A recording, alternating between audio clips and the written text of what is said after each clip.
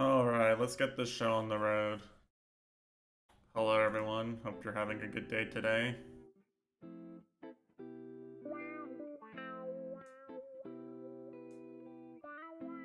Lord knows I built this up enough, so I guess now's the time to pay my debts, right? Put shoe on head if not pre-recorded. Slipper count.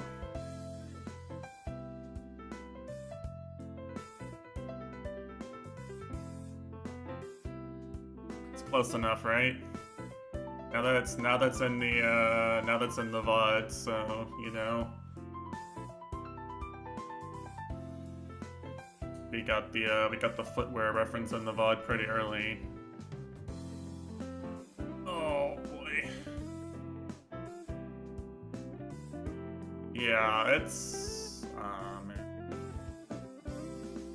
It's kind of funny because like you know, I couldn't really rehearse this as much as I rehearsed the other one because the other one felt more like I was just like laying facts down, and if people didn't like it, I was just gonna like, I don't know, hope. But this feels a little more personal, so little harder to feel like I'm gonna get everything across beforehand.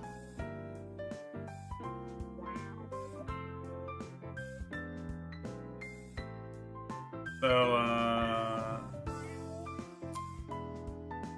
let's see. So the points I wanted to bring up, really the reason I'm doing this is because, much like with the whole crust code thing, I end up pretty often during my streams feeling like I'll explain like one tiny piece of this overall... Thank you. I feel like if I explain one tiny piece of like the overall idea in my head, that it ends up being... I end up feeling like I haven't gotten it across very well, like it's been misconstrued, regardless of whether or not that's true. I end up feeling that way.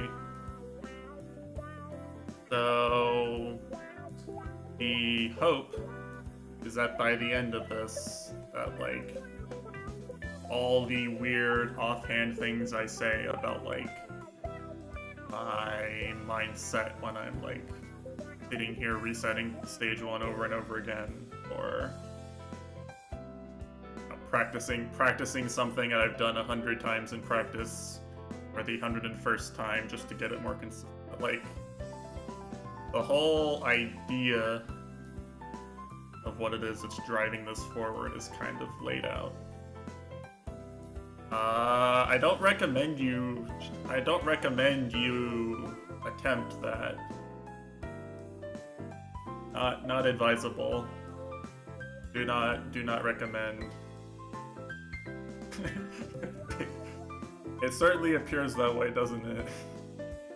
Big fan indeed. So, you know, I wanna talk about in some order, I guess. We'll say, you know, the gifted kid burnout type memes that you probably see regurgitated on the internet over and over and over again. You pay attention. I want to bring up talent and hard work tangentially. I put it in like the tagline, but it ended up not being that important overall. But it's in my intro points, so I guess it's there. I want to bring up why I think practice is as important as I think it is. And yes, this is the rant stream.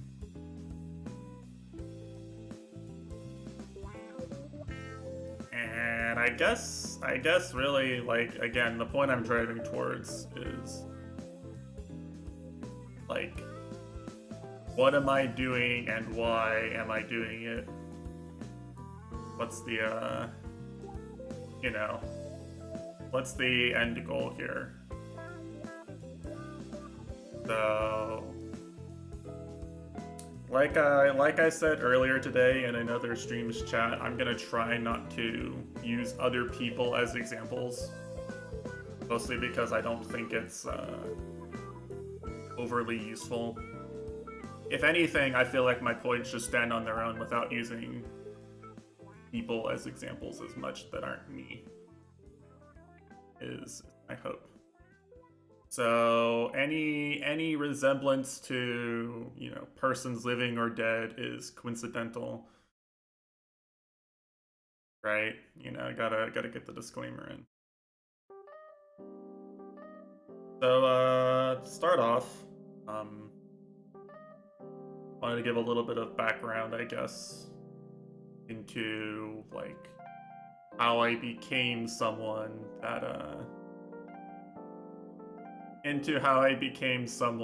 that sort of like puts all this time into trying to be good at gaming, right? So I've actually always been very competitive, but growing up, like, the people I had to compete with were all my siblings, and to tell you the truth, none of my siblings will compete with me in anything to this day. Evidently, it was traumatizing to some degree. I've always been the kind of person who like would take the competition very seriously, right? And they did always lose. That's true. They were dodging me because they lost. It had nothing to do with the fact that I was bigger and taller than they were, and won most things off of that alone. But you know, I've kind of always had this mentality that like the only thing I could really measure myself against is myself, right? I never got into sports, organized sports enough to do anything serious with them. I never had anybody. I was actually trivia fact. I was actually homeschooled all through high school, and I never had anybody to compare like academic achievements with or anything like that. I have no idea what Chad is talking about right now. The reference is lost on me. But like, so I've always had this drive, and I never really had an outlet for it properly until, like, I guess really, even when I'd play games with my friends, it was mostly a casual thing, and if it didn't stay a casual thing, then I would get good and I would bully them and they would stop having fun.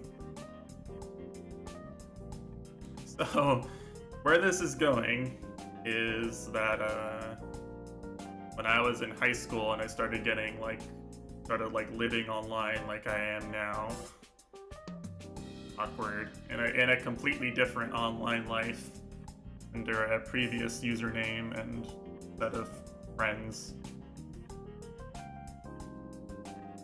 Someone actually recommended Dust Force to me, and I basically just I picked it up because I thought it looked fun, right? And essentially found out that all the friends I had who picked the game up got bored with it up to a certain point. I don't think anybody I knew ended up beating all the gold levels, which are the levels that are attainable for normies, I guess. They didn't even really finish every level.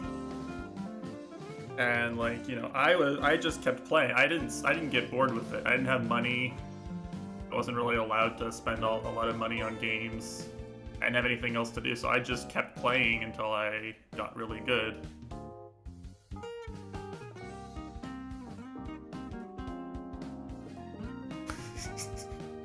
Damn. Alright. So, there's this real internal... I realize that I guess it's scratching the same itch that competing with people does, right? But the issue is that people get bored still, and you have no one to compete against eventually because everyone gets bored. I played Smite for a bit, and I started getting into the online competitive gaming a bit. And that ended up being fun. I played Osu for 3 years and never got good at it, even remotely. I could never FC 3-star maps, even if I could pass 4 to 5-star maps, I could never FC 3-star maps. I was garbage at scoring it. But anyway, at some point, I guess this was, by the time I got into uni, basically, the habit of idly sort of becoming good at single player games became something people started like became one of the things people knew about me. Like Q-Bear was there, actually, and he can corroborate or tell me I'm lying and talking myself up.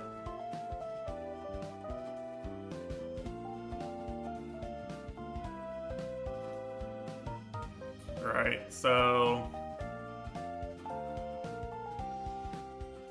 I really, if anything, I did not really have a good sense of like how good or bad I was at a lot of these single player things until I started talking to people who added context to it, is where I'm going with this. Like a lot of the drive to do this has been internal, but there is no context without other people. Right? There's no context to the achievement without seeing that it took somebody else this long to do it. Or somebody tried and failed to do it for a few weeks, you know? But I've always been used to just like doing things. Like I just look at it and I just figure out if I can do it or not, and if I can, then I do it. Always been sort of this, I guess, intrinsic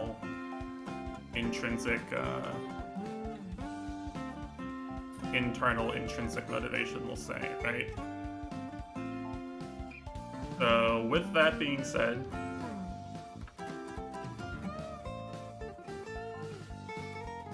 I think the thing I want to pivot to here is the idea of talent versus hard work, because around this time, I hadn't really, I guess, internalized this idea,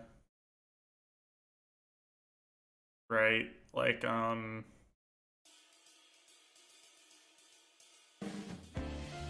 what's the best way of putting this? Basically, I'd been used to just there being this idea of like,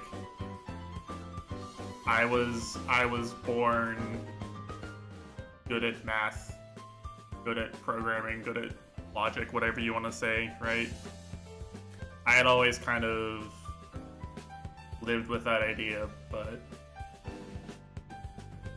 at some point, like, it started becoming basically that everyone in my environment was so used to thinking of everything in terms of that they started applying that to video games and hobbies to a much greater degree. And for the longest time, I hadn't really like been able to come up with a way of being comfortable with this idea. You know, like it started becoming uncomfortable having people act like I was born with some ability to do something they weren't able to do. And it was around this time, really, that a lot of this started like occurring a lot. You go to a nice school, and then all of a sudden, everybody is used to thinking of everything in these terms. So how I see talent versus hard work is actually pretty simple. Probably means it's not going to be that controversial.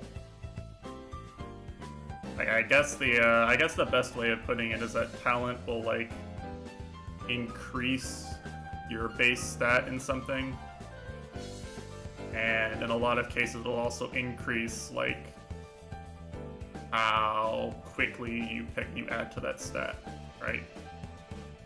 So someone who is just born with a lot of musical aptitude will just be able to listen to something and tell you if it's right or wrong, right? That's something you're kind of born with. I don't think this is really deniable. And I find it hard pressed to deny it, right? Even if it doesn't always make me comfortable, like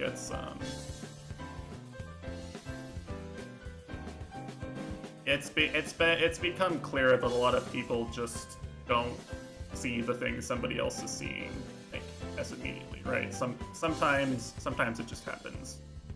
I've been fortunate to meet a lot of very talented people. Some in areas I'm talented in, some in areas I have no talent in. And I think it's undeniable. Yeah, so we're getting to that. We're getting to the idea of talent with this feeling.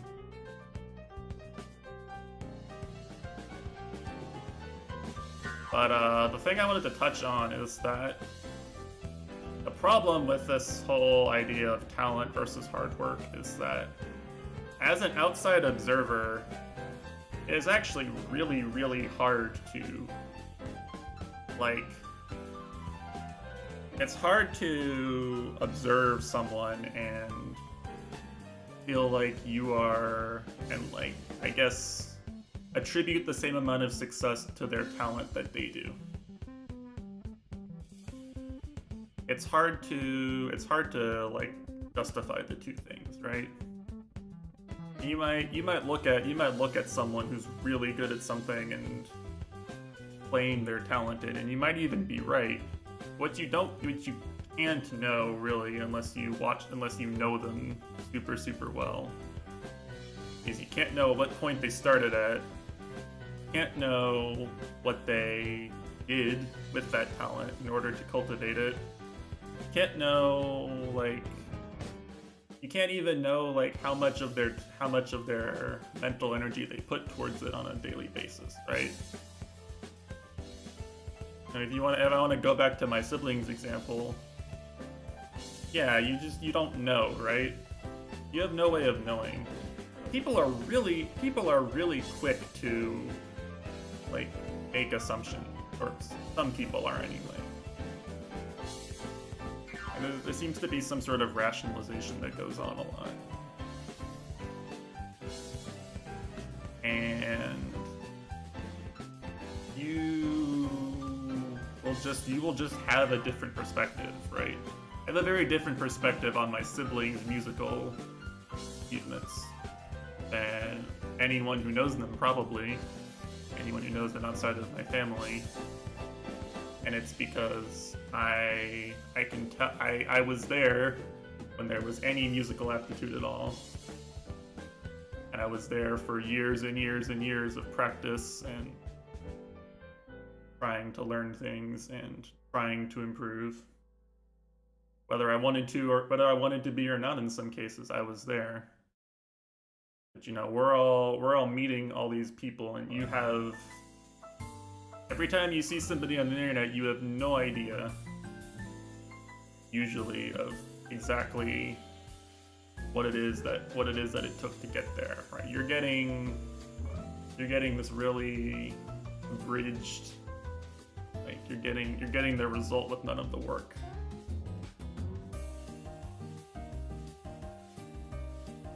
Now, the reason I wanted to bring this up is because in terms of gaming is kind of this, I would say, like, single-player games are basically like this irascible, it's a machine, right? It's a machine that outputs a result based on how much skill you put in. You know, you can have an opinion over like who plays a violin better or a piano better. You have two differing opinions, and they could even be both defensible. But you can't really sit here and claim that someone's speedrun time is better or worse without it just being a fact, right? You can't claim that somebody has or hasn't achieved something, some game.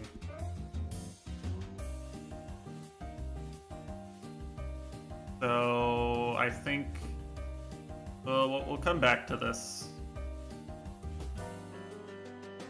So the idea then is pigging back off.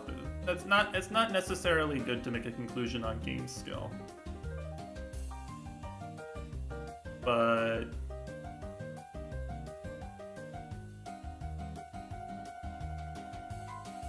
I'll get back to this. I'll get back to this. My point is that we are treating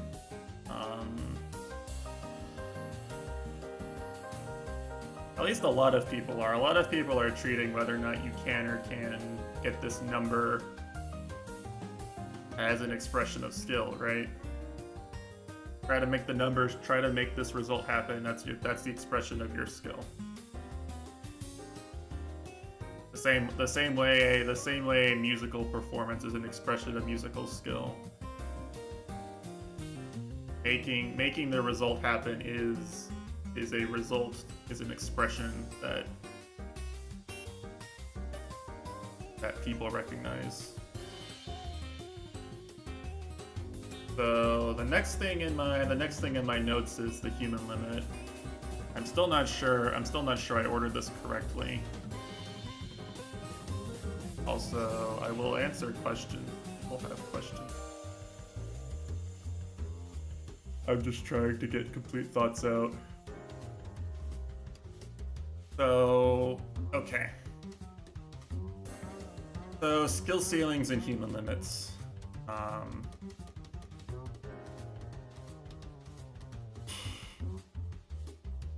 So basically,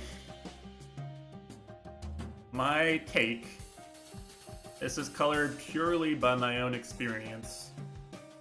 And I'm not going to claim that other people experience this the same way. My take is that the human limit on certain things is often just a really wide plateau on the skill front.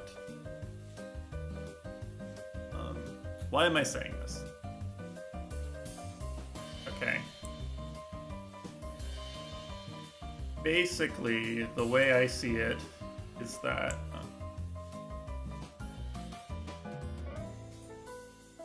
up until the point where there's nothing to be learned, nothing to be trained, nothing to chip off and whittle away, and no more milligrams to shave off your weight or whatever. You haven't hit that wall yet. I feel this very strongly about myself personally, at the very least.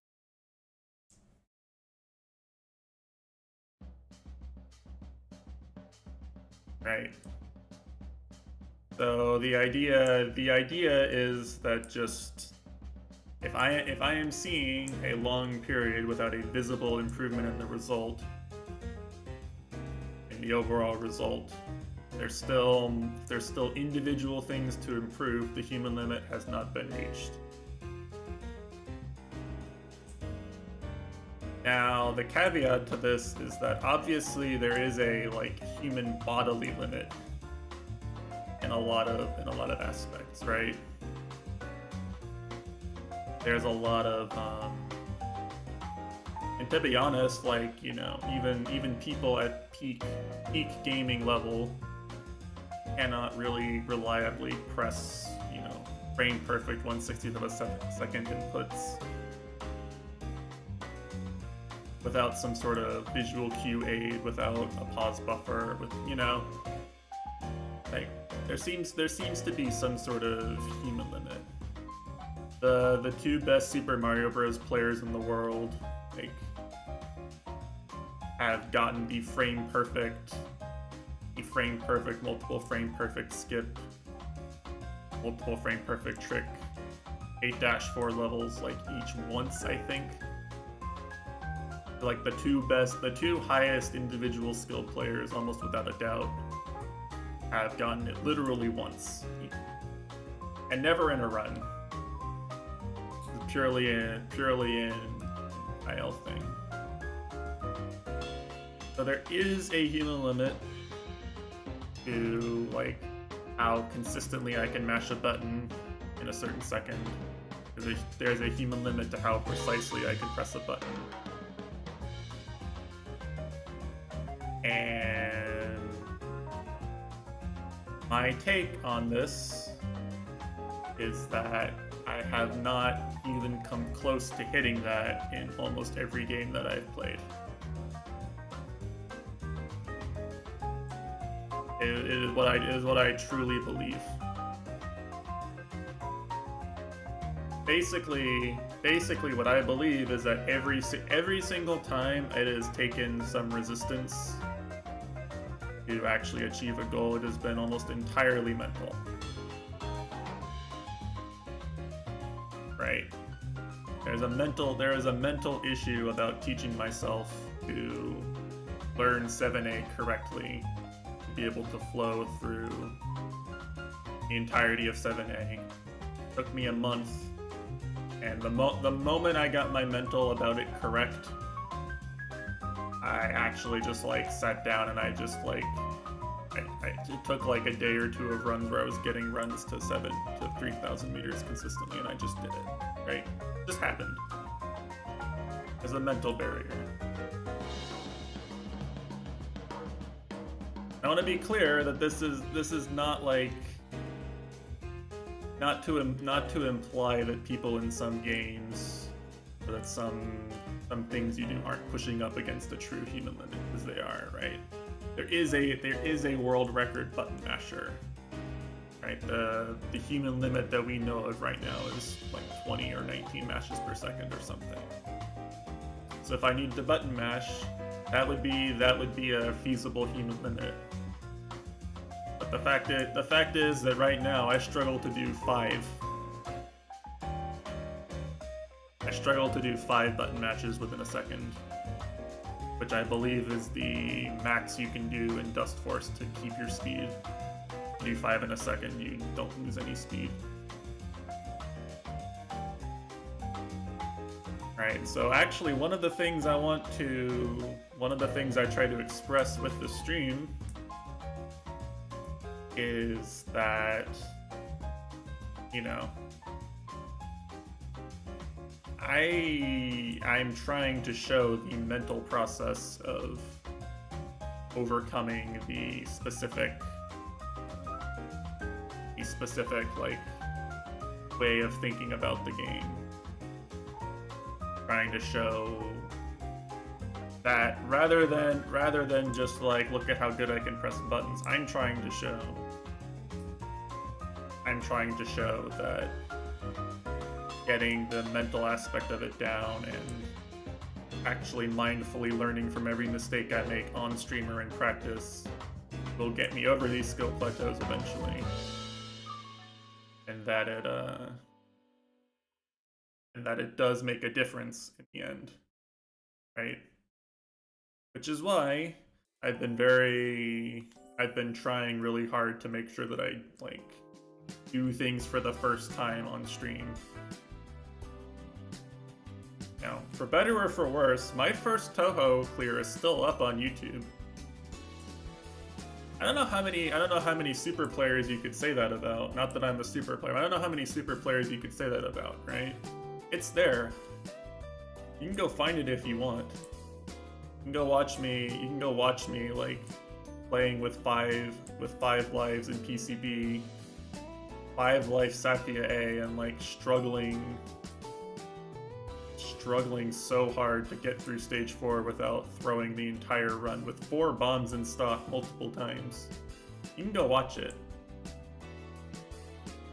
You can go watch it and you can go see that I already had like the hand-eye coordination to tell where the bullets were going to be from. I could already read bullets to some degree. The base skill of telling where bullets are going to be was there. I haven't gotten that much better at it. Obviously I've gotten better, but I haven't gotten like extremely better at it. It's all there.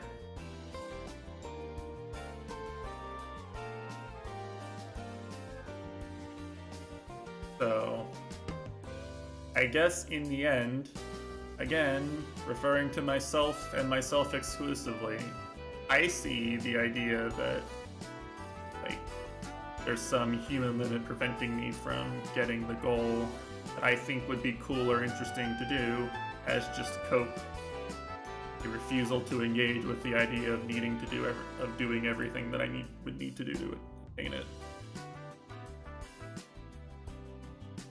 Now, going back to what we talked about before, you can assume whatever reason you want for this mindset. I'd like to think that I've proven it's reasonable for me to date. I'd like to think I've given people no real reason to doubt that. So that's most of the really super personal stuff, actually. So if anyone has any questions right now would be a good time. If not, I can move on to my next point. Like some miscellaneous God gaming related topics I wanted to talk about. But the part where I'm basically implying that you know, that nothing and no one can stop me, and that I was born with the ability to do anything I want to do. That part's over now, maybe.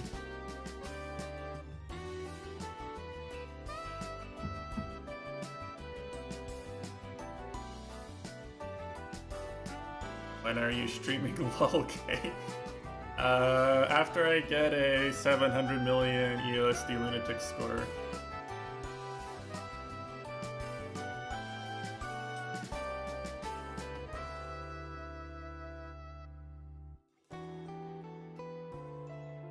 What's your own human limit for USD lunatic scoring? As perceived right now, I think I could definitely do the things necessary for a 500 mil.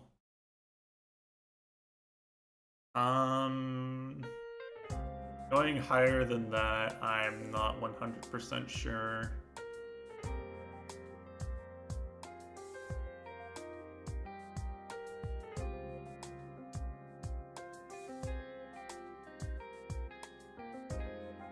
I played for years. I don't really have a way of knowing.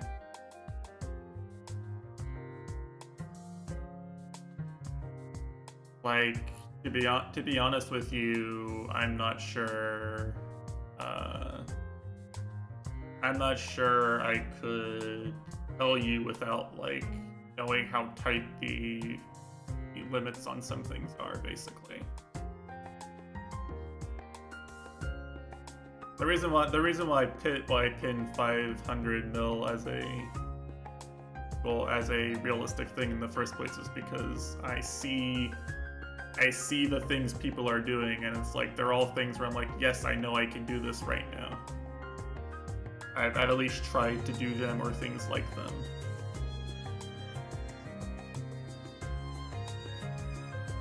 You know, so.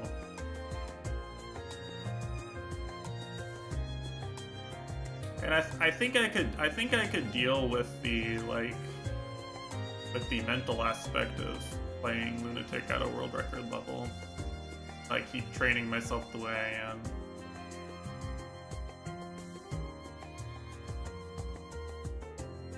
And I guess it's just a question of time invested. If I had infinite time, I don't know what the ceiling is.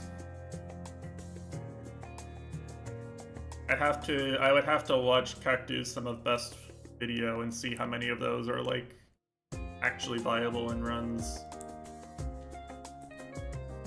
Yeah, the whole point of the topic was that I don't see there being a ceiling. Like the only thing I can find the way up to is up to the next step. The only thing I can see is the next step. Okay. I don't see a peak or a ceiling or whatever. All I can see is the way up to the next step. But on the flip side, I do almost always see a way up. Also, going back to what Frozen said, you guys are hella mean to most recent games. It's not really yeah, it's not the only thing, right? Like, yes, obviously, like an 800 mil score is like impressive in isolation because, like, you know, Izumiko has played the game for thousands and thousands of hours and hasn't done it yet, right? Actu has a theoretical sum of best that's somewhere in the 900 million range, and like only just now started getting runs that were in the 700 million or 700 million pace runs all the time. Community context is the actual driving part behind it. Remind me to come back to that. That's actually an interesting point. I have a good bit of dialogue to say on that, but I can't I need some time to let that one sit. I'm not mean to the recent Toho games, I don't think, Frozen. Or just that I don't see any reason to play them just because they're there, I guess. There would need to be something I thought was really cool and interesting about the game itself.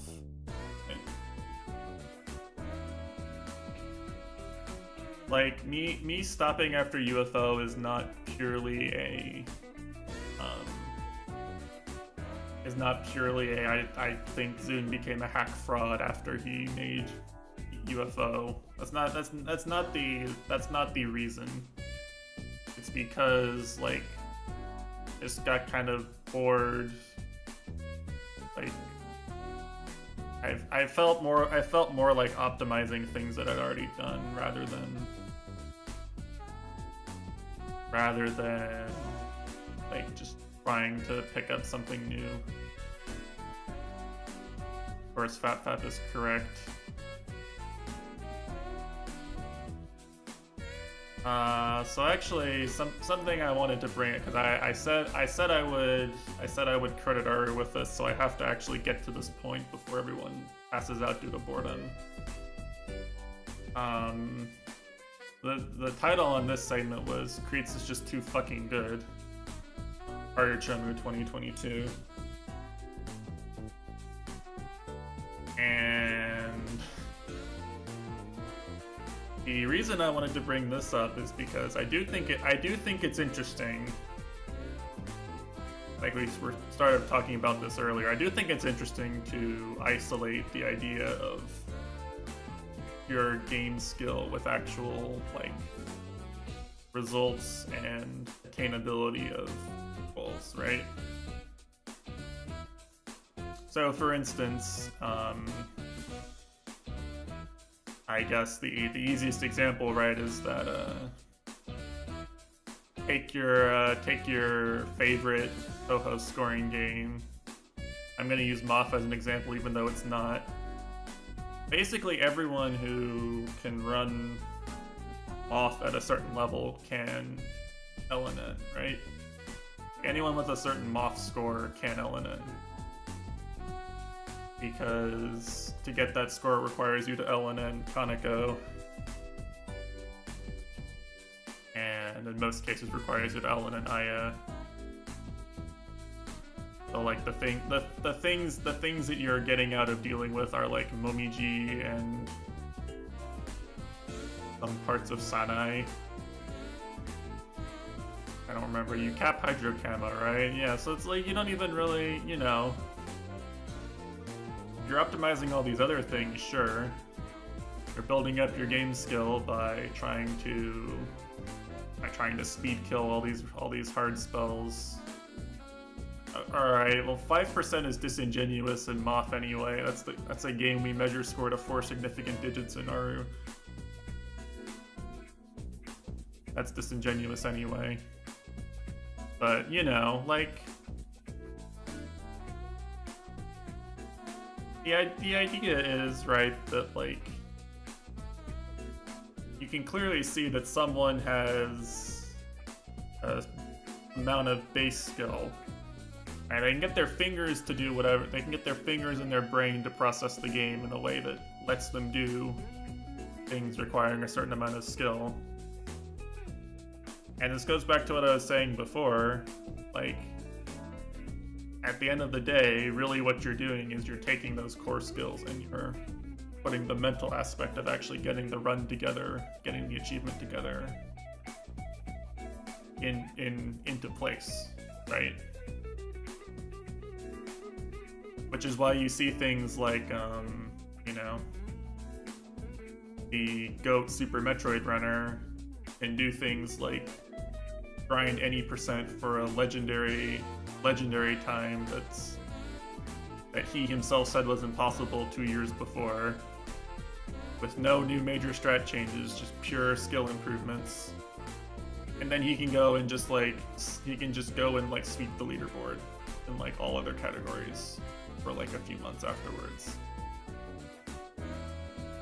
I mean, he was not an expert reverse boss order or low percent runner. He's just the best Super Metroid player. He learned the current best route in all these categories he wanted to, and then he just did it. And similarly, right, you have this. I guess this segues into my next point, right? But the whole idea is that there is this like muscle you're building up in terms of game skill. Like you have this core amount of game skill that you're building up with diligent practice and attention to your mistakes and all that. But there is still a mental barrier to overcome. And these things are separated a lot in my mind.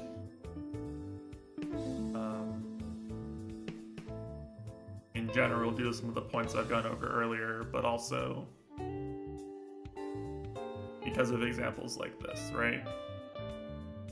So, for instance, right now I do consider my core game skill in Celeste is good enough to do everything the developers intend to do with some measure of consistency.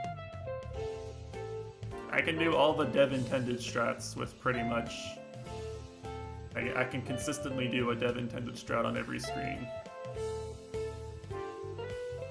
Not always my favorite strat or the one I choose to use, but I can do it, right? I don't think anyone's going to contest that.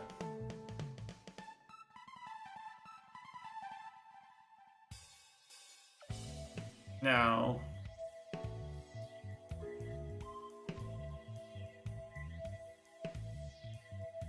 well, I mean... I'm okay with shit talking. Feel free, like, throw tomatoes at me, I don't care.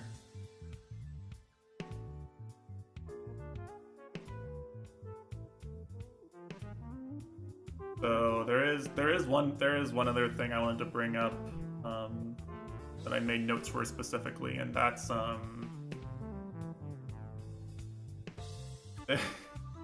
it is a weird statement.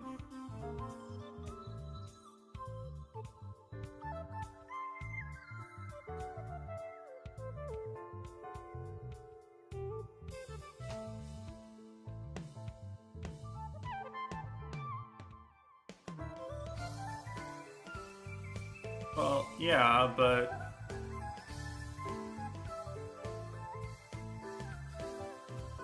well, yeah, you say that, right? But like, I know people who say they can't finish Celeste, like, any percent without assist mode. Those people do we're talking about the people who, in the YouTube comments, who can't even clear the game on easy mode, okay? We're talking about those people. We're being inclusive here. Right, you're welcome. All skill levels are welcome here in this talk about skilled gaming. It's okay. But it's okay to be bad as long as you're getting good. I mean, what are you getting at with this?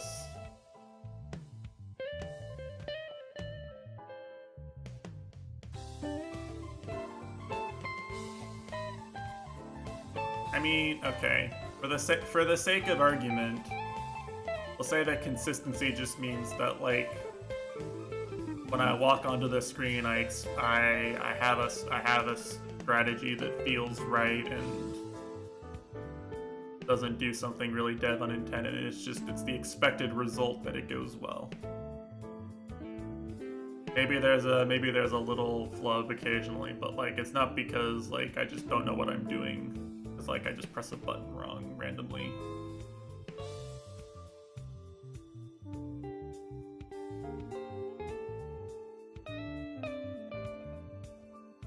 And it is fair. I get why you're saying that. I probably could have worded it better. What happens when I focus on the weeby Jackie Mao part?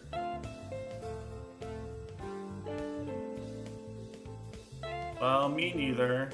Me neither. Part of the reason why I'm having this talk.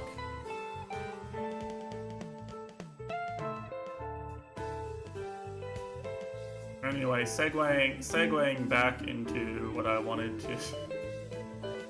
I'm sorry, Blazin. I won't play FF14.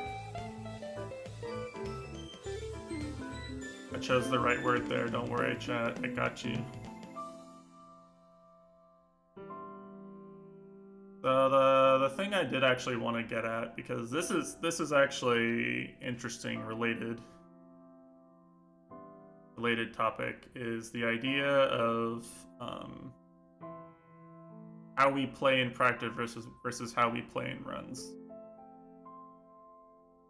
I think this one is the one that might actually get people to throw stuff at me, because I don't know. To tell you the truth, when I was thinking about how I wanted to best word this, I came to the realization that basically I treat everything that's remotely similar to this the same way. That is to say that my mentality for this is usually that there's a time where you prepare, where you build skill and try to learn from your mistakes and try to be mindful of everything that could go wrong. And you know, you're trying to become good enough to achieve your result, right? You're practicing your musical instrument, you're studying for your test, your job interview or whatever. You're practicing your speed run, whatever it is, right? And then there comes a point where it's all taken away from you. There is nothing you can do to prepare yourself more for the thing that you're doing right now.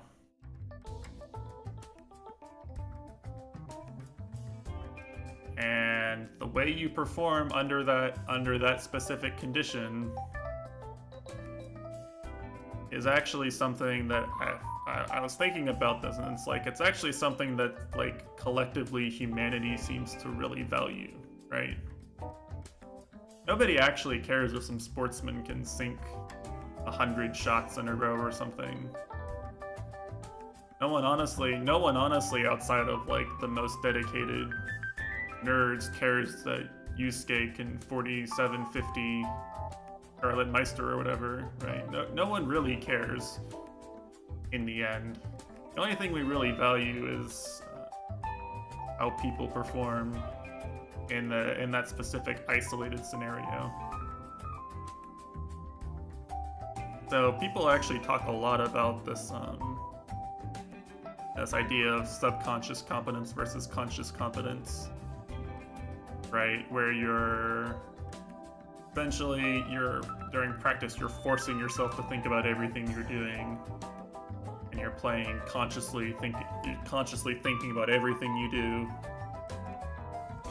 And then when the time comes to pull all the supports and all the hope of going back to the drawing board away, there's only one thing left, and it's how ingrained it is in your subconscious to do the thing you've been practicing correctly. And it is, right? It is. it's insane and it's worthy of being very impressive because, yeah, exactly, right? There's no way that Yusuke sitting like in his room with OBS recording is as like mentally taxing as like sitting there and playing RB on world record pace or whatever, or playing in TWC, right? There's just no way.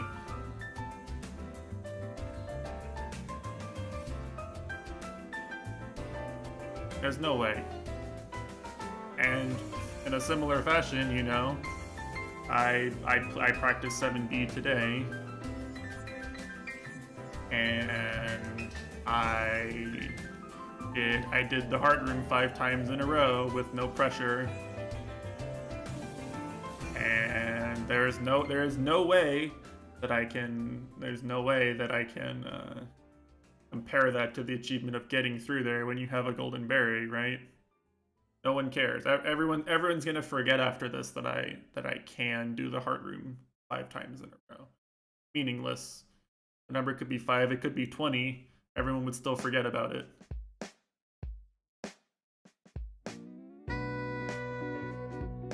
But it is funny. It is funny that the one thing we are hard coded to recognize is that one performance where everything went right, rather than something which maybe shows something which we'll say an expert could tell is indicative of the same amount of skill. You still really value being able to express that skill when the time matters.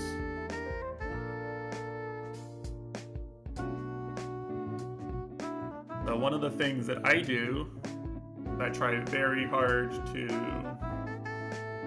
yeah, people love the result. People don't love the passion and grind that goes into it. People love the result.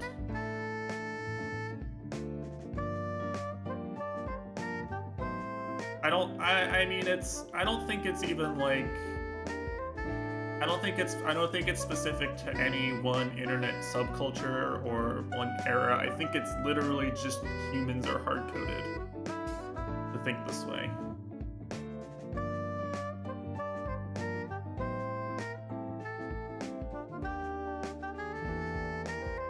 But one of the things I'm intentionally doing with how I play my stream and how I present myself is I'm trying really, really hard to make it so that the practice and work that goes into this visible some way. I don't warm up beforehand off stream, I warm up on stream. Or I'll pose. I leave my bad plays visible.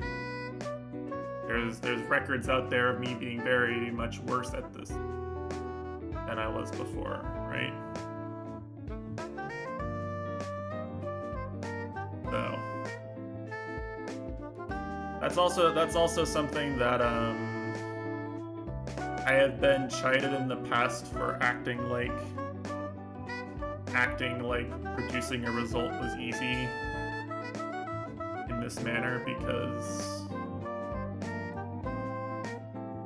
I guess I internalize mistakes that I make into subconscious competence really easily. The best way I'll put it. I think I'm actually pretty good at that specific step.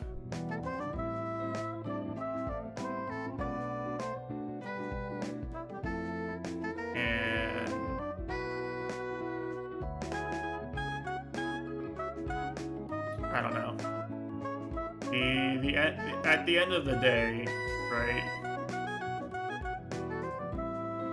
I have to try really hard to not bully or belabor the point, I guess. To try really hard to make sure that I'm like showing the thing that I'm doing in order to get to where I am, get to the result I'm able to produce. even if, because people are so conditioned to care about results, they're going to just be frustrated that they've put in an equivalent amount of work and failed to produce a result. That's happened a lot to me.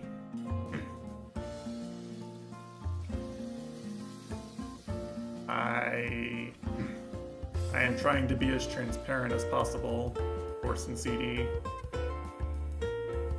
with the fact that it's a lot of conscious and what do you think of conscious competence mains? I don't think it's invalid. I don't think it's an invalid way of playing. Well, it's a context thing. It goes back to what we were saying before, right? It's like, and the school and tests and stuff is a good example, right? Like,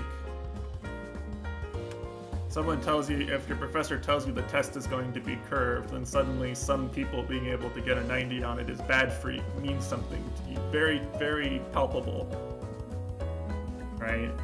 If the smartest guy in your class is going to get a 90 on this test, then it means something about the test. It's very real. There has to be some form of comparison in order for there to be any context.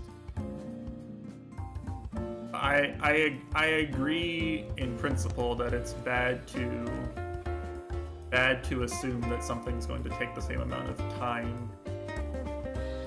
It's going to take people the same amount of time to produce a result. That is a bad thing to compare. Doesn't stop people from doing it, but it's a bad thing to compare. Conscious competence mains. I mean,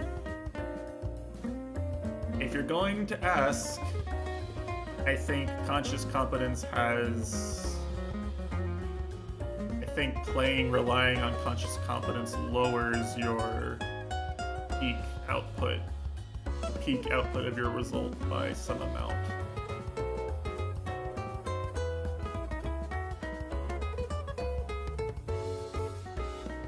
Like, I think, and to tell you the truth, I think, even if you're referring to yourself in a self-deprecating and meme fashion, I don't think it's true that anyone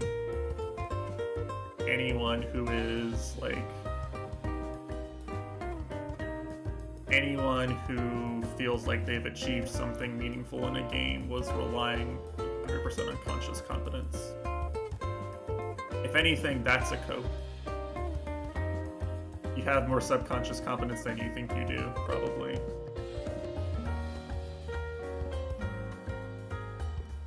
No, obviously not. It's also higher than you think it is, probably.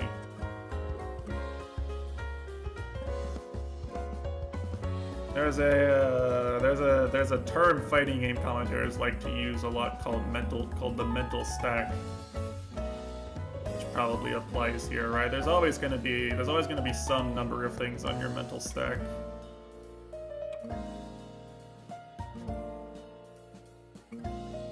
But how many of them you need to, like, what's mental stack? Okay.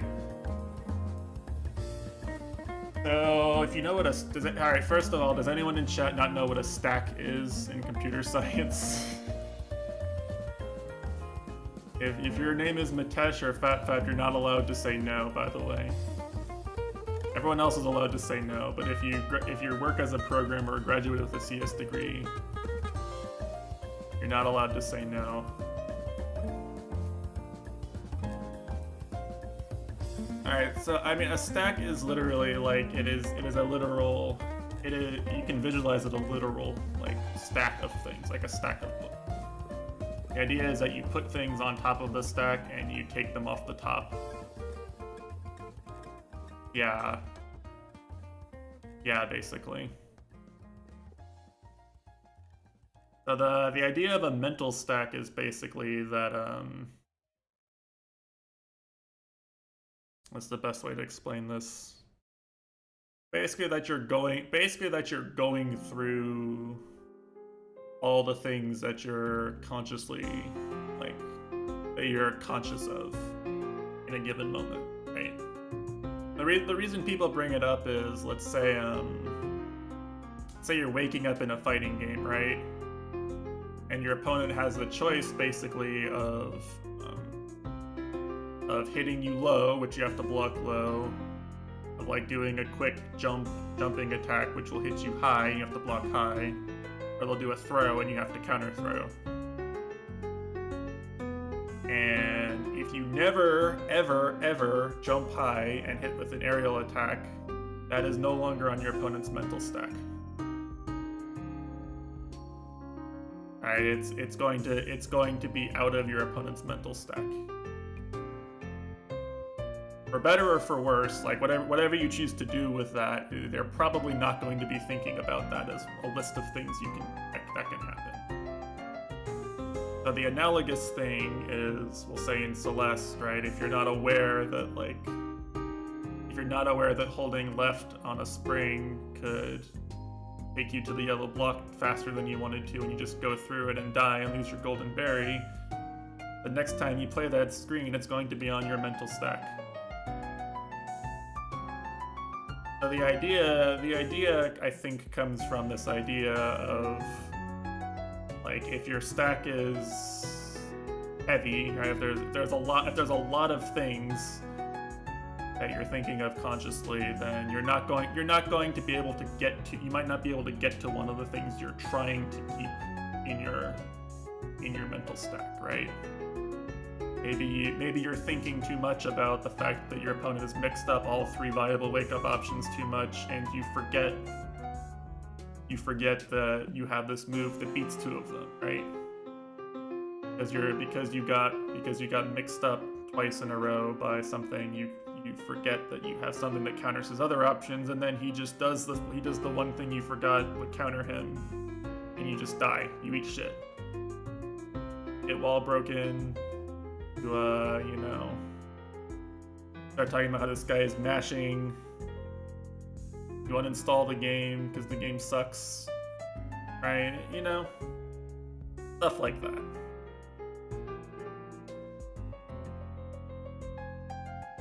So, yeah, you uninstall PCB. As I say, the Touhou example I'll bring up is, like, if you're not aware of how rank is going to change the best strat for an attack, then that's not going to be there. But the next time you play the spell before, maybe you have this idea on your mental stack of, well, this needs to go such and such a way, because if it doesn't, then I'm screwed, right? You have an extra item on your mental stack of, this needs to go well, because otherwise the thing after it might not go well. Yeah, this extra item of, I can't die right now, or I'm going to be at 1 power on Byakuren's final Copium. That's a bad example, because I think you get 1,000,000 power after that. But it's a very real thing. And you'll actually see in PvP games, you'll see that people specifically do things just to make your opponent aware. You do things to make your opponent aware that you can do them. Like it's part of a sick mental game. In single-player games, it's more self-inflicted usually. It's the self-inflicted, I failed to think about how I could deal with this. I failed to think about how if I dash diagonal here, then maybe I can actually have too much height. Maybe I'm brushing up against a spike.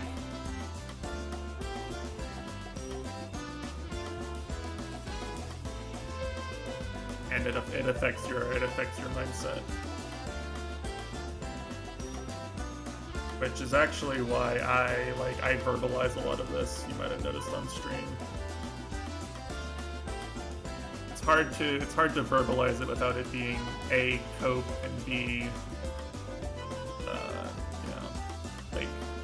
leading to tilting situations. But I'll say let me.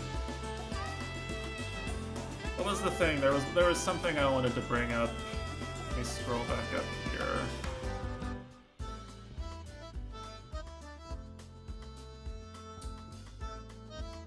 Mention the effect of community context on single player achievement. Personally, I think community context is the actual driving part behind single. Ah, yes. You think Ara describing it?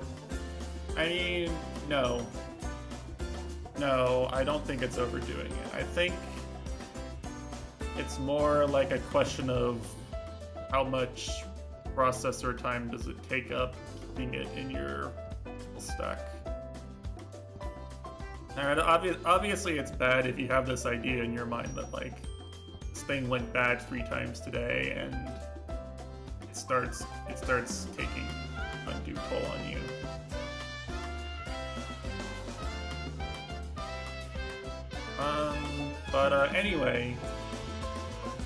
Anyway, going back to the community context and single player games thing. I don't know if that's necessarily true. The reason why I say this is because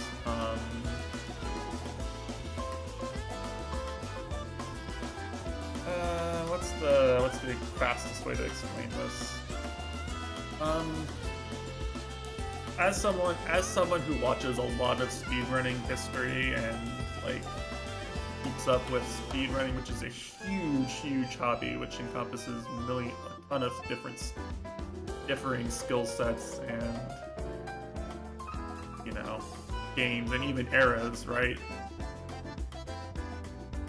I think history has borne out that a lot of people have set some times that were basically unbeatable for years at a time, with like no communication, no knowledge that something was possible outside of a guy on a message board saying they could do it. Right, there are world records that predate YouTube.com being used to share videos of Janet Jackson getting her bra pulled off. It goes back that far, right?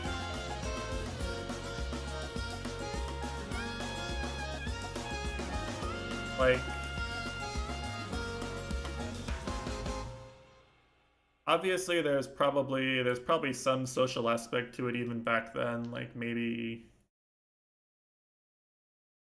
you had to see maybe a lot of these people probably saw the idea of beating a game fast from somebody else, but like, the fact is that some people just like a lot of it is just like, let's just see how I can do this, right? I have a friend who, due to not having very many games for his Game Boy Advance, like, just I think at some point he had beaten every Mega Man Zero level in every Mega Man Zero game, S rank, like 100 out of 100 S rank, with no upgrades. Right, I think he just played the game that long. He probably played the game for hundreds of hours, each individual game. Guy, honestly, he was kind of a fucking loser, but you know.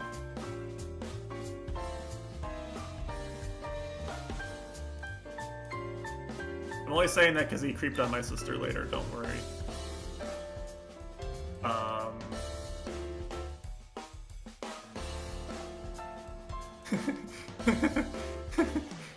No, I wouldn't be that mean, don't worry. But the point I'm like, there's even a really good example, which is that the best Mario Kart DS player in the world is like a 15-year-old kid who didn't even know how to share his times.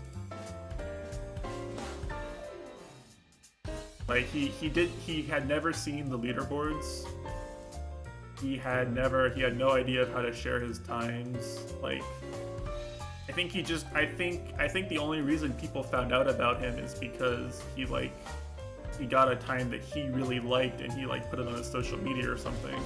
It was more of like a, hey, look, I got this really cool time. He did not know that there was. He did not know that there was a larger. He did not really interact with the larger Mario Kart DS speedrunning community. He did not know how to share his times. The community had to. The community only discovered some of his world records because, like, they were in contact with his literal parent, getting them to, like, take pictures of his DS or his 3DS.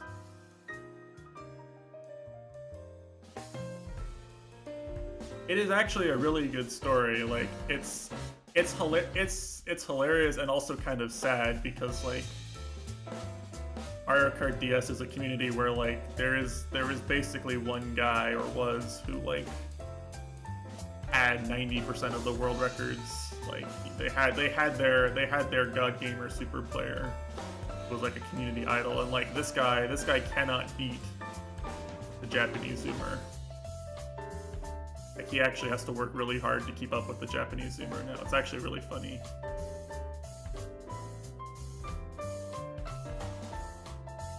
But, you know,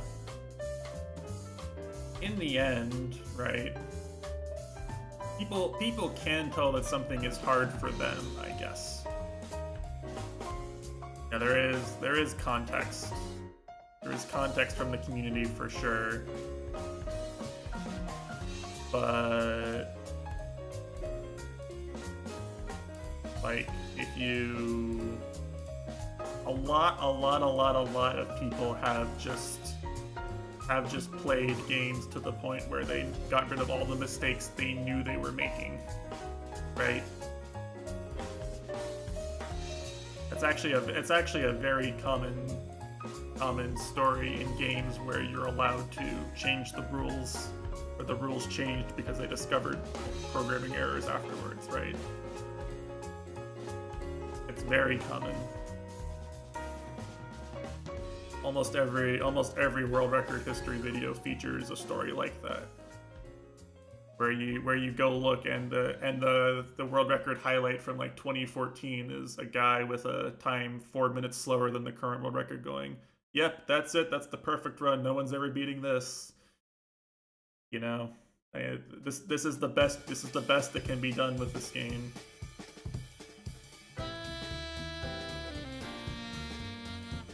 I thought that was worth touching on because I do think in the end there has to be some amount of intrinsic motivation.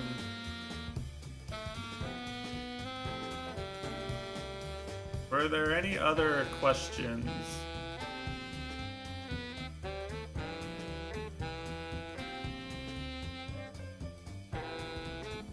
This is a good remix.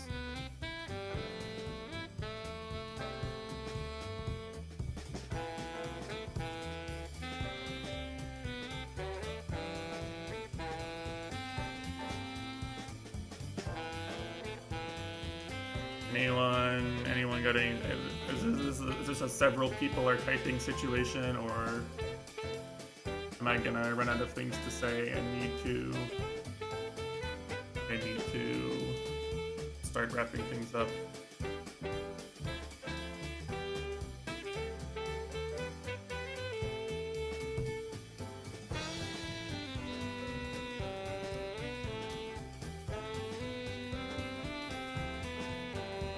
Feedback comment. I'm open to feedback. I don't know what led people to feel like they were going to get dissed. I don't know. What did I say that gave people that impression?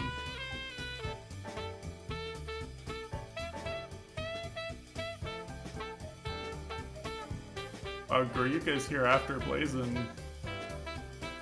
Yeah, what the fuck is this masochism?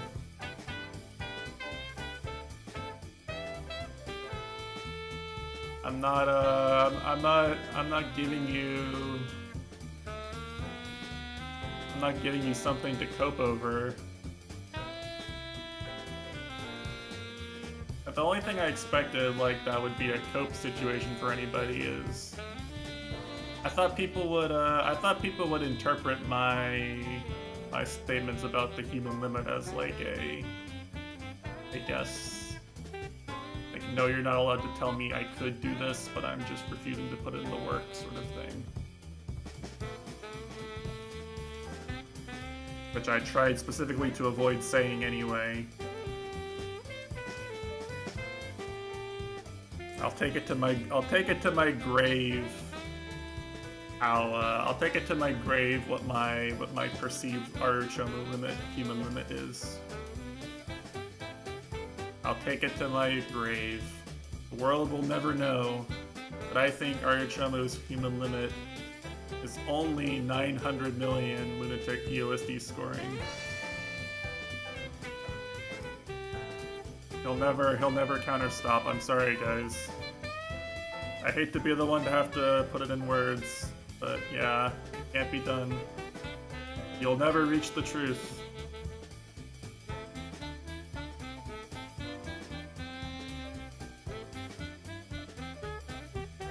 No, I don't want to bully or anything like that.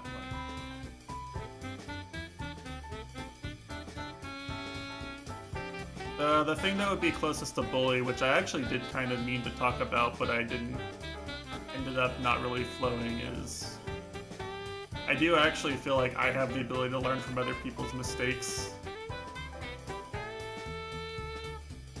I actually do think that watching two separate people grind 7B made me better at learning 7B, for example. I actually think that's a really valuable skill.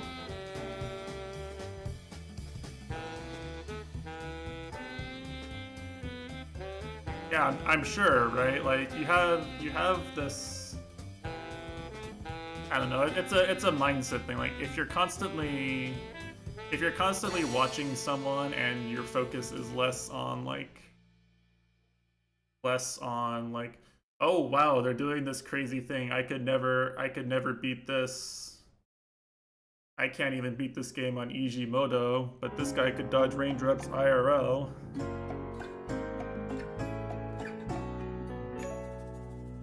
If your mentality is more like, what is this guy actually doing?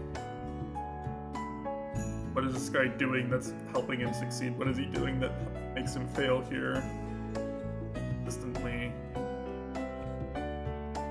That's the mentality you're consuming other people's attempts with, and I think it ends up buffing you a lot. But it's really hard to say that, because basically what it comes off as like, yeah, well, you know, I watched someone like grind runs for a few hours without refreshing their 3,000 meters experience.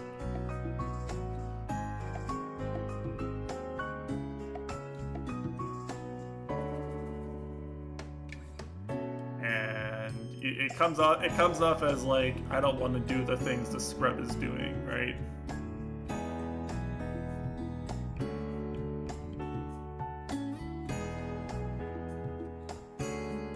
But I try not to have that attitude about it. The truth is, I'm willing to learn from anything. More like I'm greedy for any mistake to learn from.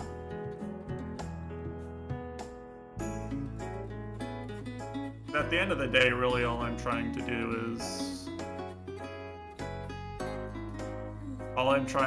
is just keep feeding in data or mistakes to learn from, so I can actually get somewhere.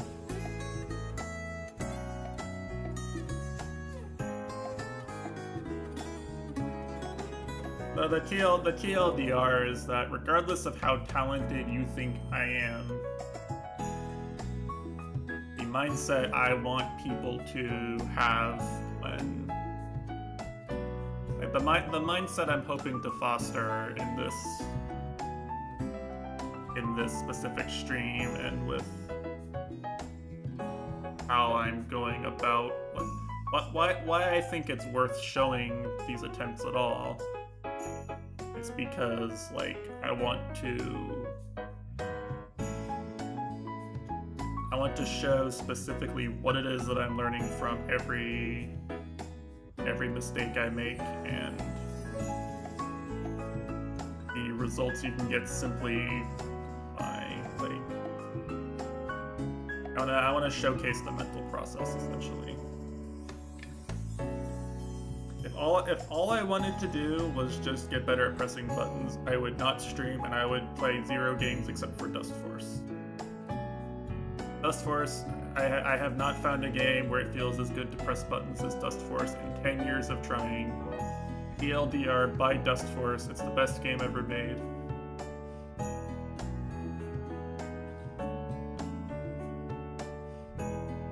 Take up the broom, practice for 1,000 years.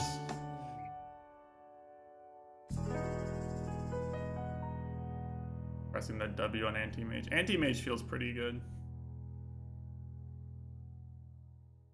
I won't lie. Some Dota heroes feel pretty good to play, like, mechanically. But, yeah, that's really everything I planned on saying. So unless anybody has, like, any more last-minute items they want to bring up, I'm going to probably just go ahead and call it. Let myself read and relax. And are you going to try a 7B run now? I could.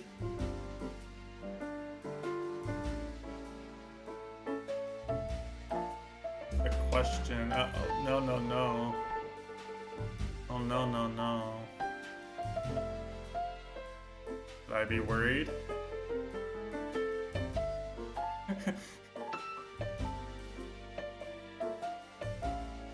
Wow, I actually successfully explained everything. Everyone agrees with me. My point of view has been gotten across. I feel so known and understood and appreciated. Okay.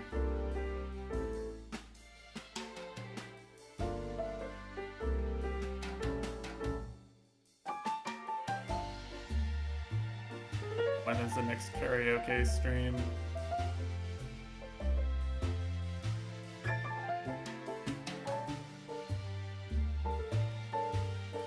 The next karaoke stream is after I've gotten after I've counterstopped EOSD and I finally have enough time to learn Japanese and teach myself how to stay on pitch. And I ban Mitesh if he posts low in my. I think you can. You're the broadcast. If you're the broadcaster, you can ban whoever you want.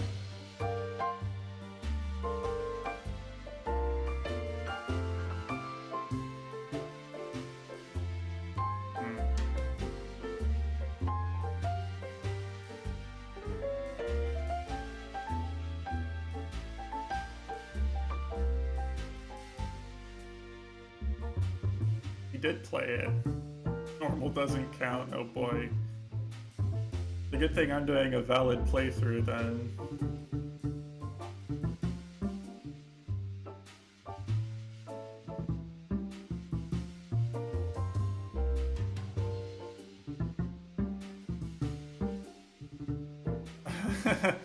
You've really been leaving as soon as I. Okay. I'm gonna upset Goryuka here. I was told I needed to play on the hardest difficulty, that it would be too easy. And so now I get 3-shot by everything. The game. At a minimum, everything 3-shots me. And basically I have to spam the shield move and dodge roll.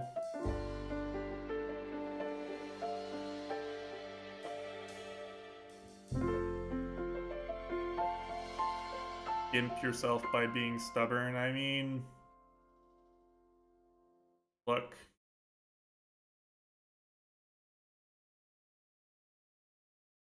Look. You know, in the words of the immortal, the greatest detective in the world, L, I'm stubborn and I hate to lose. childish and I hate to lose.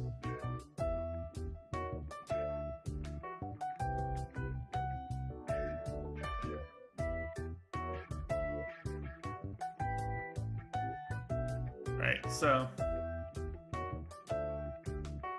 with that being said, hopefully, you know, I have a hard time getting people to like mostly people seem to just go along with whatever goal I think is good for me. But you know, since I've voiced in depth exactly what it is I'm attempting to convey with this specific type of stream, guess I'll less tomorrow. Since I've voiced that so in depth now. Right now, I have played Kyber and Melee before in person. I don't have Melee set up in my IRL Melee. I mean, I've been in a shower with Kyber before. I refuse to say how much clothing was collectively worn, but there was a time where we were both in the shower and the water was on. There were also two other men in the shower, so it was actually pretty close quarters, you know. You do what you gotta do when there's a hurricane. We were out in a hurricane, and then we came inside. We had to clean off. I was told they did a 6-person shower before I got there, actually, so could have been an even better story, but you know, we have to settle for the 4-man shower story. For a hurricane, not actually, no. I was forecasted to get rain like earlier in the week, but I haven't really gotten any rain. I was straight up outdoors yesterday for large parts of yesterday. I was out and about in the city. I witnessed someone threaten to kill someone else in front of a movie theater.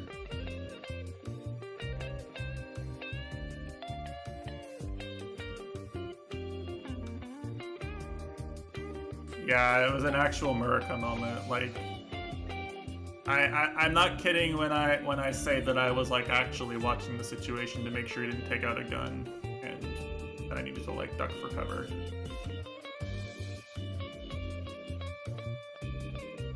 Fortunately, no one was hurt, but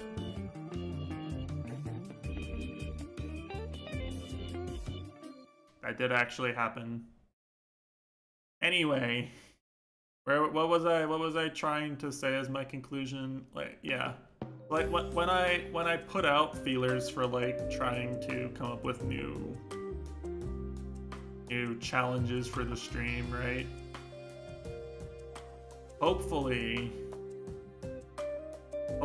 I can get some more feedback to the tune of like people do or don't think this would be conducive to the goals that I've laid out here today and the way I think about what I want to do. That makes sense. Also, hopefully when I say something is just doable in other people's runs, there's a bit more understanding of the perspective from which I approach that. Which is to say, I think everything is doable if you're just not a scrub. Obviously.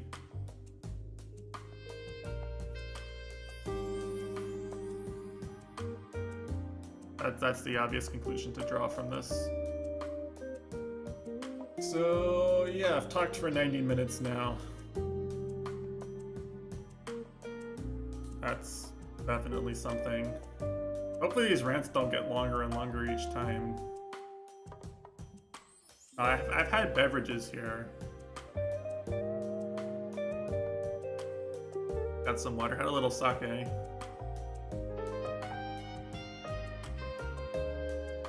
You know, I'm physically comfortable, but yeah, hopefully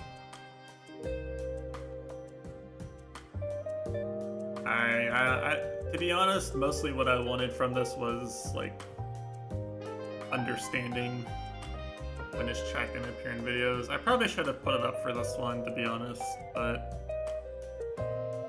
I can't be asked to set it up. I make zero money off of this stream. It's purely a passion project, so therefore I'm putting no passion into it. Yeah, we'll edit it in post, don't worry. Someone's got the Chatterino history. You can just post the Chatterino history as a YouTube comment.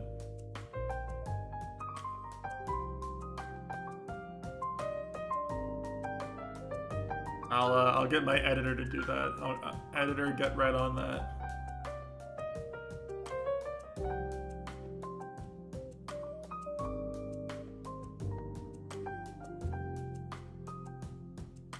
Yeah. So, anyway,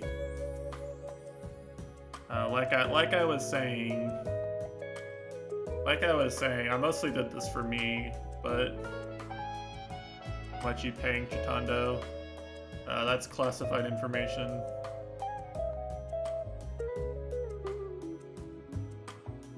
What was I saying?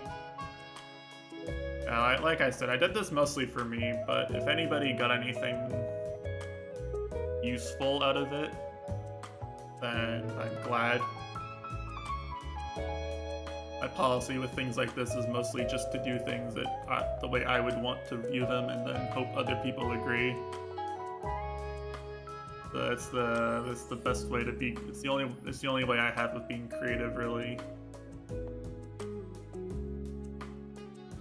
Just make something that's good enough for my standards, or try, and then hope it works. So yeah, I will attempt to not repudiate everything I said today by playing Celeste 7B Deathless with only positive mental attitude, 0 tilt, and then building up lore like this is a good thing. The lore runs deep in some places.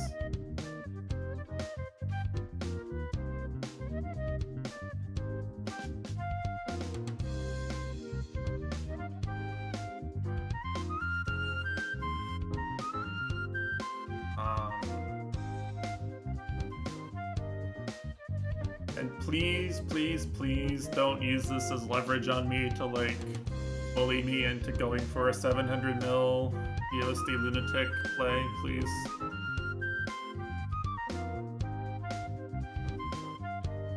I want to, last second disclaimer is that just because I think something is within my human limits doesn't mean I think it's a worthwhile grind necessarily.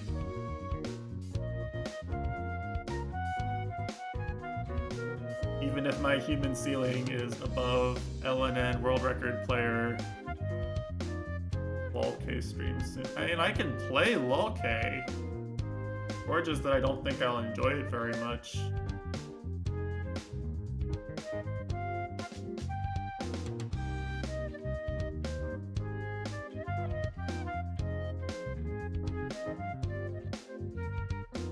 I can play anything I want.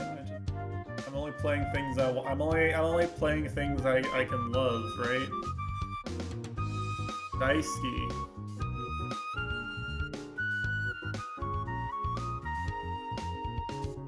Have to love things enough to actually want to fix the mistakes.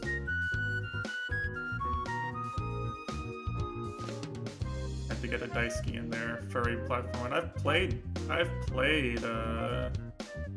Freedom Planet 1. I like Freedom Planet. I don't love the, yeah, I know what the game is. It's actually got a really cool speedrun, too.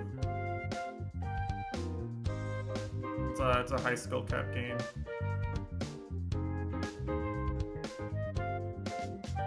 if you have time, look up the GDQ speedrun of it a few years back. It's actually really good. The guy actually goes for like the frame perfect, subpixel perfect skips in event and gets a lot of them. Very pug. Yeah. Alright. I don't have anything else. I am out of things to say. And the song is going to swap in 20 seconds.